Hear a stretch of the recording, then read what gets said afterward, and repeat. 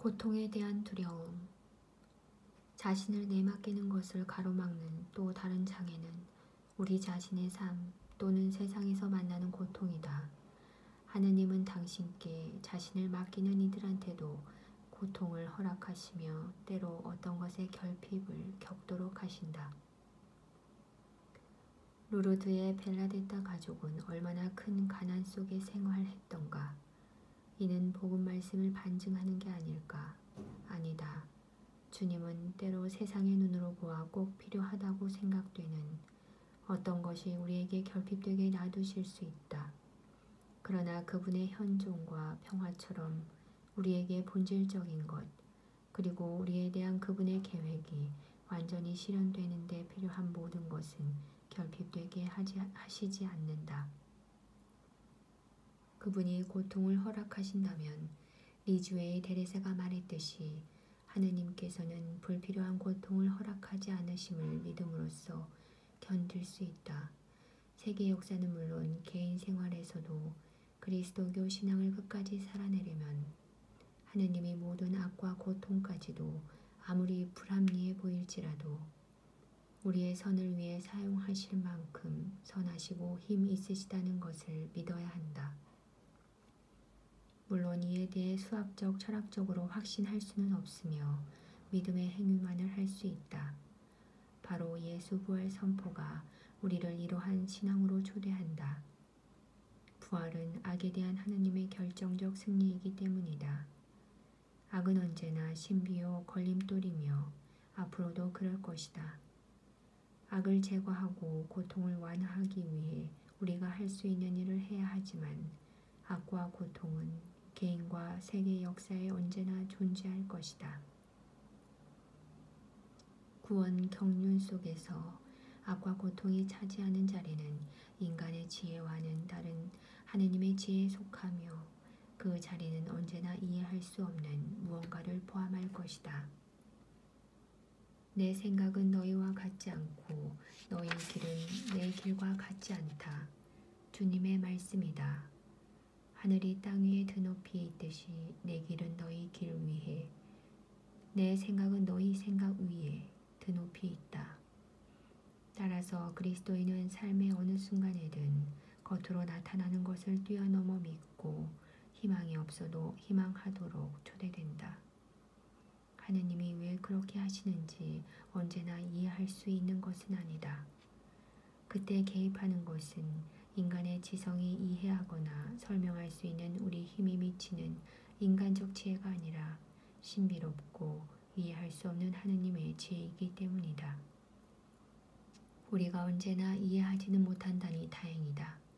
그렇지 않다면 하느님의 지혜가 당신 계획대로 활동하시기에 어떻게 놔둘 수 있겠는가? 신뢰를 위한 자리가 어디 있겠는가? 사실 많은 경우 우리라면 틀림없이 하느님이 하신 방식으로 하지는 않을 것이다. 우리라면 구원수단으로 십자가의 어리석음을 택하진 않을 것이다. 인간의 지혜가 아닌 하느님의 지혜가 모든 것을 다스리신다는 것은 얼마나 다행인가. 하느님의 지혜는 우리의 지혜보다 무한히 힘있고 사랑으로 가득하며 특히 자비롭다. 하느님 지혜의 길을 이해하기 어렵거나 지혜가 우리를 대하는 방식이 때로 매우 당혹스러울 때 우리는 바로 그런 상황을 통해 지혜가 그 지혜에 의지하는 이들을 위해 놀라운 것을 준비한다는 것을 믿어야 한다. 지혜는 우리가 상상하거나 생각해낼 수 있는 영광과 아름다움을 훨씬 뛰어넘는 것을 우리를 위해 준비한다. 어떠한 눈도 본 적이 없고 어떠한 귀도 들은 적이 없으며 사람의 마음에도 떠오른 적이 없는 것들을 하느님께서는 당신을 사랑하는 이들을 위하여 마련해 두셨다. 인간의 지혜는 인간 척도에 맞는 것만 만들 수 있으며 하느님의 지혜만이 신적인 것들을 실현한다. 지혜는 우리가 신적 위대함을 맞이하도록 해준다. 그러므로 악의 문제 앞에서 우리 힘의 원천은 철학적 대답이 아니라 하느님 자녀가 아버지의 사랑과 지혜에 드리는 신뢰에 있다. 하느님을 사랑하는 이들에게는 모든 것이 함께 작용하여 선을 이루며 장차 우리에게 계시될 영광에 견주면 지금 이 시대에 우리가 겪는 고난은 아무것도 아니라는 데 대한 믿음이다. 더 잘 신뢰하려면 어린아이의 기도, 그럼 어떻게 해야 하느님께 대한 전적인 신뢰가 자랄까? 어떻게 하면 우리 안에 그 신뢰를 유지하고 키워나갈까? 지적 성찰이나 신학적 고찰을 통해서는 물론 아니다. 이런 것들로는 실현의 순간을 지탱할 수 없다. 우리는 예수님을 관상하는 눈길을 통해 신뢰를 키워나갈 수 있다. 우리는 우리를 위해 생명을 바치신 예수님을 관상하고 십자가 위에서 보이신 참으로 크신 사랑에서 양분을 받아 신뢰를 키울 수 있다. 친구들을 위하여 목숨을 내놓는 지고한 사랑의 증거를 사랑과 믿음의 눈길로 끊임없이 관상한다면 어떻게 굳건한 신뢰가 우리 마음 안에 자라지 않겠는가? 우리에게 그토록 분명히 당신 사랑을 보여주신 하느님에 대해 무엇을 두려워하겠는가? 어떻게 그분이 절대적으로 우리 편이 되어주시지 않겠는가? 우리가 죄인이었을 때 당신 아들까지 우리를 위해 내어주신 인간의 친구이신 하느님이 어떻게 우리를 위해 모든 것을 다 해주시지 않겠는가? 하느님이 우리 편이신데 누가 우리를 반대하겠는가? 하느님이 우리 편이신데 어떤 악이 우리를 해칠 수 있겠는가? 우리는 이처럼 관상이 신뢰의 성장에 절대로 필요함을 본다. 결국 많은 이가 관상을 하지 않기에 불안한 것이다. 그들은 예수께 대한 사랑, 어린 시선을 통해 마음의 양식을 주고 평화를 되찾아주는 데 시간을 들이지 않는다. 두려움과 낙담에 저항하려면 기도 안에서 알아보고 사랑하며 만난 하느님에 대한 체험을 통해 주님이 얼마나 좋으신지 보고 맛볼 수 있어야 한다. 기도 습관이 우리 안에 심어준 확신은 지고한 신학적 추론에서 나오는 확신보다 훨씬 강하다. 끊임없는 악과 의기소침과 불신에서 오는 생각의 공격에 저항하려면 우리의 기도 또한 쉼이 없어야 한다. 걱정이나 낙담 속에서 늘 하듯이 성체조배를 하러 가서 어떤 특별한 것을 말씀드리거나 느끼지도 않았는데 마음이 진정되어 성체 앞을 떠나온 적이 얼마나 많았던가. 외적 상황은 그대로이고 해결할 문제도 여전하지만 마음이 바뀌었기에 걱정과 낙담을 평온하게 맞이할 수 있는 것이다. 성령께서 당신들을 은밀하게 하신 것이다. 내적 평화의 참된 근원인 침묵기도의 필요성은 아무리 강조해도 모자란다. 하느님을 멀리서만 알고 들은 풍월로만 안다면 어떻게 그분께 내맡기고 신뢰하겠는가? 당신에 대하여 기도만 들어왔던 이 몸, 이제는 제 눈이 당신을 배웠습니다. 마음이 사랑에 깨어날 때 비로소 신뢰에도 깨어난다. 우리는 예수님의 다정하고 자애로운 마음을 느껴야 한다.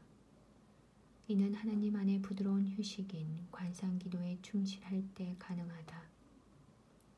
그러므로 큰 일에서든 작은 일에서든 어린이처럼 단순하게 하느님께 내맡기고 전적으로 신뢰하는 법을 배워야 한다. 그러면 하느님께서 당신의 자애로움과 배려와 충실하심을 놀라운 방법으로 드러내실 것이다. 하느님은 어느 순간에 겉으로 보기에 매우 엄하게 우리를 다루시지만 때로는 부드럽고 순수한 당신 사랑만이 할 수 있는 놀라운 섬세함도 보이신다. 십자가의 성 요한이 생애 말년에 죽음을 맞게 될 수도원을 향해 아픈 몸으로 기진맥진하여 걸어가다가 갑자기 어렸을 때 먹었던 아스파라거스가 생각났다. 그런데 숨을 돌리려고 걸터앉은 돌 옆에는 놀랍게도 아스파라거스 한 다발이 놓여 있었다. 우리도 시련 한가운데에서 이와 같은 사랑의 섬세함을 체험한다. 이런 섬세함은 성인들만을 위한 것이 아니라 하느님을 참으로 아버지로 믿는 모든 가난한 이를 위한 것이다. 이 섬세함은 어떤 추론보다 훨씬 강력하게 하느님께 의탁하도록 우리를 자극한다.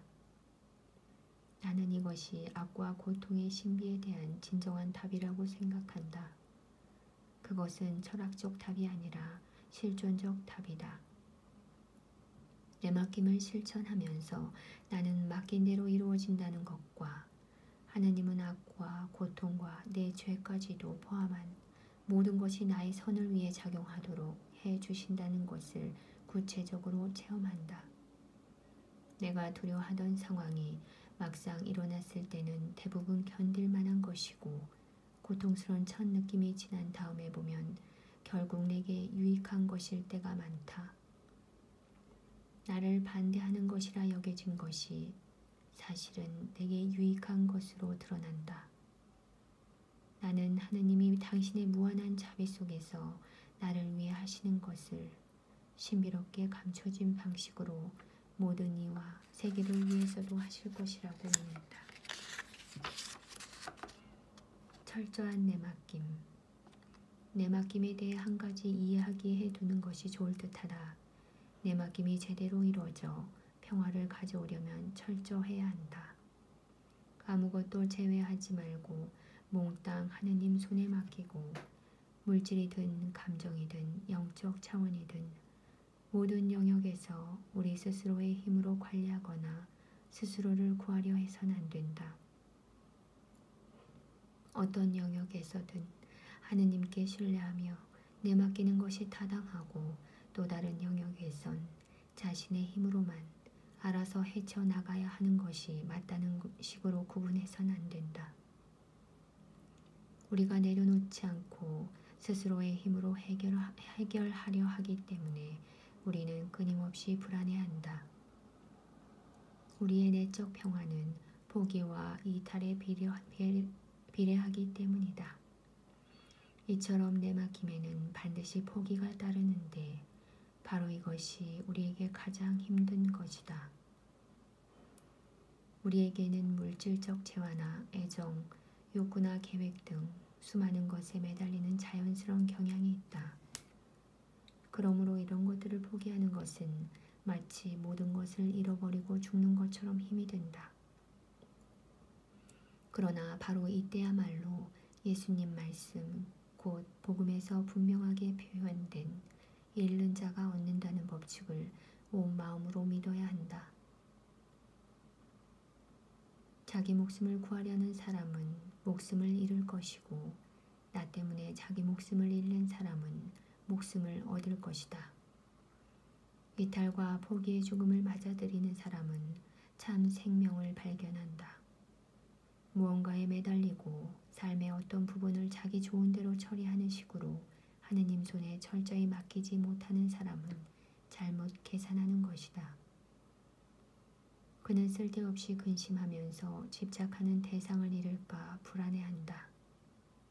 이와 반대로 모든 것을 하느님 손에 맡기면서 그분이 원하시는 대로 가져가거나 주시도록 결심하는 사람은 말로 다할 수 없는 깊은 내적 평화와 자유를 누리게 된다. 만일 사람들이 모든 일에서 자기를 포기할 때 얼마나 큰 것을 얻는지 이해하기만 한다면 이라고 아기 예수의 테레사 성녀는 말했다. 이는 행복의 길이다. 우리가 하느님이 당신 마음대로 활동하시게 해드린다면 그분은 우리 자신보다 더 우리를 행복하게 만들어 주실 것이다.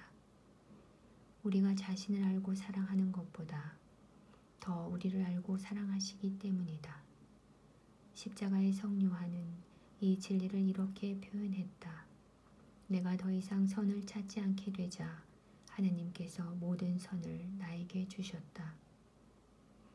우리가 모든 것을 하느님 손에 맡김으로써 그것들에서 이탈한다면 하느님은 현세에서 100배로 갚아주실 것이다. 모든 것을 요구하신 하느님, 이제까지 말해온 것들에 덧붙여 꼭 알아야 할 점이 있다. 악마가 우리를 동요하고 낙담하게 하기 위해 자주 사용하는 전략을 간파할 줄 알아야 한다는 것이다. 악마는 우리 자신을 하느님께 내맡기는 것을 방해하려고 우리가 지닌 선, 물질적 재화나 우정 또는 우리가 좋아하는 활동 등에 대해 잘못된 상상을 불러일으킨다. 곧 모든 것을 하느님께 맡긴다면 그분이 그것들을 모두 가져가 버려 우리 삶을 황폐하게 만드시리라 생각하는 것이다. 그리고 이러한 생각은 우리를 공포로 몰아넣는다. 이런 전략에 말려들어선 안 된다. 주님은 우리가 이탈하는 마음으로 그분께 모든 것을 드리려는 자세를 맞추기만 바라신다. 오히려 우리가 갖고 있는 것이 그 자체로 나쁘지 않고 그분의 계획을 위해 쓰일 수 있을 경우 그분은 우리가 평화로운 마음으로 그것들을 소유하게 놔두신다. 심지어 주님을 사랑하고 그분 뜻을 행하기 바라는 사람들이 어떤 선이나 인간적 즐거움을 맛보면서 가질 수 있는 새 심층에 대해 주님은 안심시켜 주기까지 하신다. 하느님이 여러 가지 것들에 대한 이탈을 실제로 요구하신다면 그분이 원하시는 때에 이를 분명히 깨닫게 하시고 그에 필요한 힘을 주신다. 우리 편에서는 비록 당장은 그런 포기가 고통스럽더라도 반드시 깊은 평화가 따라올 것임을 굳게 믿어야 한다. 우리가 지녀야 할 태도는 당황하지 않고 완전한 신뢰 가운데 하느님께 모든 것을 드리고 그분이 바라는 대로 사용하시도록 맡겨드리는 것이다. 내맡기기 어려울 때 어떻게 해야 할까? 누군가가 마르트루백에게 묻자 이렇게 대답했다. 그래도 내맡기세요. 성인의 대답이 이러한데 내가 어찌 다른 답을 하겠는가? 이 대답은 아기 예수의 소아데레사의 전적인 포기만이 내 유일한 법칙입니다. 라는 말과 일맥상통한다.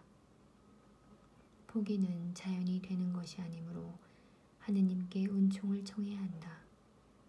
우리는 끈기 있게 청한다면 주실 것이다. 여러분이 구하면 받을 것입니다. 포기는 성령의 열매지만 주님은 믿음을 갖고 청하는 사람에게 이 영의 선물을 거절하지 않으신다. 너희는 악하면서도 너희 자녀에게 좋은 것을 줄 줄 알거든. 하늘에 계신 너희 아버지께서야 청하는 이에게 성령을 얼마나 더 잘 주시겠네. 주님은 나의 목자, 아쉬울 것 없네. 시편 23편은 하느님의 손길에 신뢰하며 내맡기는 것을 아름답게 표현하고 있다. 주님은 나의 목자, 나는 아쉬울 것 없어라. 푸른 풀밭에 나를 쉬게 하시고 잔잔한 물가로 나를 이끄시어 내 영혼의 생기를 돋우어 주시고 바른 길로 나를 이끌어 주시니 당신의 이름 때문이어라. 제가 비록 어둠의 골짜기를 간다 하여도 재앙을 두려워하지 않으리니 당신께서 저와 함께 계시기 때문입니다. 당신의 막대와 지팡이가 저에게 위안을 줍니다. 당신께서 저의 원수들 앞에서 저에게 상을 차려주시고 제 머리에 향유를 발라주시니 저의 술잔도 가득합니다. 저의 한평생 모든 날에 호의와 자애만이 저를 따르리니 저는 일생토록 주님의 집에 사오리다. 하느님이 아무것도 부족한 것이 없게 해주시리라는 이 놀라운 시편 구절을 조금 후에 다시 살펴보려 한다. 그럼으로써 우리는 그리스도인 생활에서 자주 일어나며 많은 이가 빠져드는 영적 성장을 크게 방해하는 유혹이 무엇인지 밝힐 수 있을 것이다. 이는 바로 우리의 현 상황, 개인적이든 가정적이든에는 본질적인 무언가가 부족하며 따라서 우리는 영적 성장과 영적으로 피어날 가능성을 애초에 받지 않았다고 믿는 유혹이다. 예를 들어 건강이 시원찮아 꼭 해야 할 만큼 기도를 해내지 못한다거나 식구들 때문에 영적 활동을 원하는 만큼 해나가는데 방해를 받는다고 생각하는 것 등이다.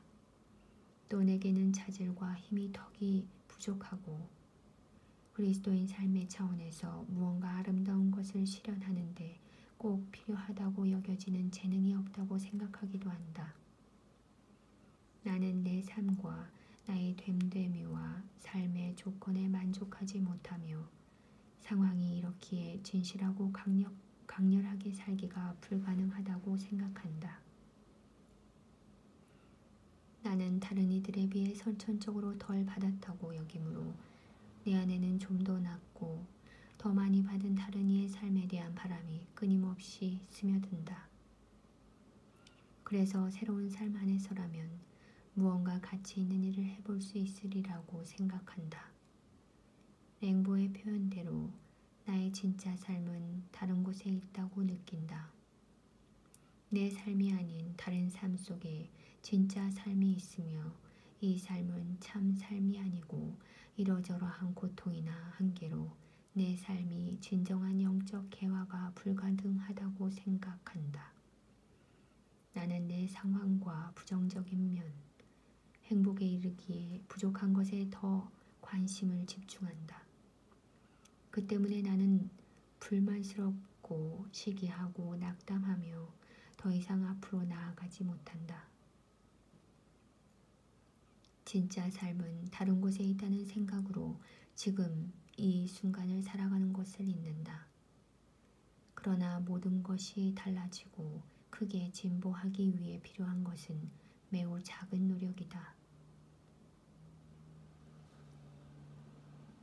내게 아무것도 부족하지 않으리란 확신의 바탕을 둔 신뢰와 희망의 시선으로 나의 상황을 바라보는 것이다. 그러면 영적 성장의 문, 뜻밖의 가능성이 열린다. 우리는 흔히 주변과 상황이 변하면 모든 것이 잘 되리란 착각 속에 살아간다. 그러나 흔히 이는 오류일 뿐이다. 바뀌어야 할 것은 외적 상황이 아니라 우리 마음이다. 자아 중심, 슬픔, 희망의 부족을 떨쳐내고 정화되어야 한다. 마음이 깨끗한 이는 복되다. 그들은 하느님을 볼 것이다. 마음이 믿음과 희망으로 정화된 이는 복되다. 겉보기에 부정적인 듯한 상황 너머에 하느님이 계시며 본질적으로 필요한 것을 마련해 주심으로 아무것도 부족하지 않으리라는 확신에 찬 시선으로 자기 삶을 바라보는 이는 복되다. 그들은 이 믿음 안에서 하느님을 뵐 것이다. 그들은 자기들을 동반하여 이끄시는 하느님의 현존을 체험할 것이고 영적 삶에 부정적이고 유감스러운 것이라고 여겼던 상황들이 사실 하느님의 교육 안에서는 그들을 성장시키고 진보하게 하는 강력한 수단임을 볼 것이다. 십자가의 성 요한은 이렇게 말했다. 종종 영혼은 자신이 손해를 보리라 믿었던 곳에서 승리와 유익을 얻곤 한다. 이는 진실이다. 때로 우리는 잘 안 되는 것과 우리 자신의 판단에 따르면 달라져야 할 상황에 정신을 빼앗겨 긍정적인 면을 잊어버린다. 비록 겉으로는 부정적일지라도 우리의 모든 상황을 이용하여 하느님께 다가가고 신앙과 사랑과 겸손에서 성장하는 법을 모른다. 우리에게 부족한 것은 하느님의 사랑은 그분이 내 안에서 발견하는 성과 악, 그 모든 것을 잘 이용하신다. 는 확신이다. 우리의 불완전함은 한탄하고 무슨 수를 썼어라도 없애야 할 그 무엇이 아니라 하느님의 자비에 대한 신뢰와 겸손이 자라고 성덕이 자라날 수 있는 멋진 기회다. 근본 문제는 선하고 악한 것에 대한 우리의 고정관념에 지나치게 의존하여 하느님의 지혜와 힘을 충분히 신뢰하지 않는 데 있다. 우리는 하느님이 모든 것을 우리의 선을 위해 이용하실 수 있으며 어떠한 상황에서든 우리에게 필수적인 것, 곧 더 많이 사랑하는 데 필요한 것이 결핍되게 하시지 않는다는 것을 믿지 않는다. 영적 삶에서 성장하거나 꽃피운다는 것은 곧 사랑하는 법을 배우는 것이다.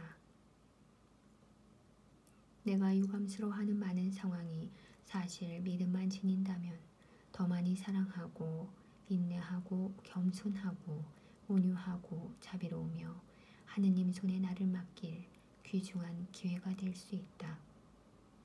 그러므로 다음과 같은 점을 명심하면 큰 힘이 될 것이다. 하느님은 때로 내게 건강이나 재산, 능력, 덕이 부족하게 하실 수 있으나 그분 자신과 그분의 도움과 자비는 나를 떠나지 않을 것이다. 내가 그분께 끊임없이 다가가고 열렬히 그분을 사랑하며 이웃을 더 잘 사랑하고 성덕에 이르도록 해주는 도움은 부족하지 않을 것이다. 고통 앞에서의 태도. 우리는 가까운 이가 어려운 상황에 있는 것을 볼 때 쉽게 마음의 평화를 잃어버린다. 우리는 때로 자신의 고통보다 친구나 한 어린아이의 고통에 더 괴로워하고 걱정한다. 이는 그 자체로 아름다우나 그렇다고 절망에 빠져서는 안 된다. 식구 중에 건강 문제나 실업으로 고통받거나 우울증으로 힘들어하는 사람이 있을 때 얼마나 많은 가정이 지나치게 불안해하는지 모른다. 자녀 중 하나가 일으키는 문제 때문에 걱정에 사로잡혀 사는 부모는 얼마나 많은가. 하지만 주님은 이런 경우에도 우리가 이제까지 이야기한 모든 이유에 근거하여 내적 평화를 간직하도록 초대하신다. 우리가 고통을 느끼는 것은 정상이지만 평화를 잃지는 말아야 한다. 주님은 우리를 결코 버리지 않으실 것이다. 여인이 젖먹이를 잊겠느냐? 자기 뱃속에서 나온 아이를 가엾이 여기지 않겠느냐? 여인이 잊는다 해도 나는 결코 너를 잊지 않을 것이다. 여기서 한 가지 사실을 강조하고자 한다. 참된 겸손과 거짓 겸손을 구분하고 평온하고 신뢰에 찬 참된 뉘우침과 우리의 영적 발걸음을 마비시키는 불안한 회한을 불러일으키는 거짓 뉘우침을 구분하는 것이 중요하듯 참된 연민과 거짓 연민을 구분할 줄 알아야 한다. 그리스도인 삶에서 성장할수록 우리의 연민은 커진다. 우리 본성은 자비롭지 못하고 무관심하지만 성인들은 비참한 세상과 인류의 고통을 보며 눈물 흘린다. 아르스의 본당 신부의 표현에 따르자면 예수님과의 친밀함이 그들 마음을 흐르는 물같이 만들었기 때문이다. 도미니코 성인은 밤을 새워 기도하며 주님께 눈물로 애원했다. 자비로우신 주님, 죄인들은 어떻게 되는 겁니까? 연민이 자라나지 않는 영적 삶은 그 가치를 의심할 만하다. 성인들은 깊은 연민으로 온갖 비참한 상황을 자기 것으로 삼아 따뜻하게 보듬어 준다. 그들의 연민은 언제나 부드럽고 평온하며 신뢰가 가득하다. 성령의 열매이기 때문이다. 그러나 우리 연민은 쉽게 동요되고 불안하다. 우리가 다른 이의 고통에 관심을 기울이는 방식이 언제나 올바른 것은 아니다. 이웃에 대한 참된 사랑에서라기보다 우리의 자존심에서 출발하는 경우가 많기 때문이다. 우리는 어려움 속에 있는 이를 지나치게 걱정하는 것을 그에 대한 사랑의 표시이며 옳은 태도라 여긴다. 그러나 그것은 거짓이다. 그런 태도는 종종 우리 자신의 자의심을 드러낸다. 우리 자신이 고통을 두려워하기에 이웃의 고통을 견뎌내지 못하는 것이고 하느님께 대한 우리의 신뢰도 부족하기 때문이다. 가까운 이의 고통에 마음이 쉽게 흔들리는 것은 정상이지만 그 때문에 평화를 잃을 정도가 된다면 이는 그 사람에 대한 우리 사랑이 아직 완전히 영적이지 않다는 하느님에 따른 사랑이 아니라는 표시다. 그것은 아직 너무 인간적이고 이기적인 사랑으로 하느님께 대한 흔들림 없는 신뢰에 충분히 바탕을 두지 않은 사랑이다. 연민이 참된 그리스도교적 덕이 되려면 하느님의 빛 안에서 그분 계획과 일치하는 사랑에서 나와야지 고통이라든가 무언가를 잃는 데 대한 두려움에서 나와서는 안 된다. 그러나 사실 우리와 가까운 이들의 고통에 대한 우리의 태도는 너무나 자주 사랑의 토대를 두기보다 겁에 지배된다. 한 가지 분명한 것은 하느님은 우리가 가까운 이들을 사랑하는 것보다 한없이 더 나은 방법으로 그들을 사랑하신다는 점이다. 그분은 우리가 이 사랑을 믿고 우리가 사랑하는 이들을 당신 손에 맡길 줄 알기를 바라신다. 그리고 이렇게 하는 것이 그들에게 훨씬 도움이 된다. 고통을 겪는 형제 자매들 주위에는 평온하고 신뢰에 차 있으며 기쁜 사람들이 필요하다. 평온하고 활기찬 이들은 걱정에 사로잡힌 사람들보다 더 효과적인 도움을 줄 수 있다. 잘못된 연민은 흔히 슬픔에 슬픔을 더하고 혼란에 혼란을 더할 뿐이며 고통받는 이들에게 평화와 희망의 근원이 되지 못한다. 내가 최근에 겪은 구체적인 예를 들고자 한다. 우울증으로 몹시 고생하는 한 젊은 여성에 대한 이야기다. 그는 두려움과 불안에 쌓여 혼자서는 외출도 못할 정도였다. 그의 어머니는 절망에 빠져 눈물을 흘리며 자기 딸의 치유를 위해 기도해달라고 부탁했다.